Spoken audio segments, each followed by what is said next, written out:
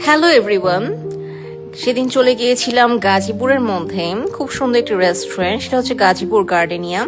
এবং তাদের সেখানে অনেকগুলো ফুড কার্ট রয়েছে।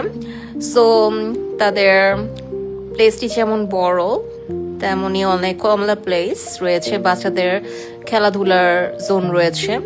অ্যান্ড তাদের রেস্টুরেন্টটি বিশাল বড় পরিসরে তৈরি। এবং আমি তাদের বেশ কিছু কার্ট থেকে ফুড আইটেমস ট্রাই করেছিলাম। সো তাদের খাবারগুলো রিজনেবল প্রাইসের মধ্যে বেশ ভালোই, এবং খুব সুন্দর একটি ডে পাস করার মতো পারফেক্ট প্লেস। এবং সন্ধ্যাবেলাও খুব সুন্দর পরিবেশ।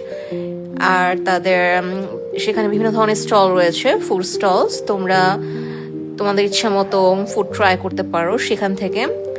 অ্যান্ড তাদের রেস্টুরেন্টটি গাজীপুর ঠিক চৌরাস্তা থেকে একটু পরেই।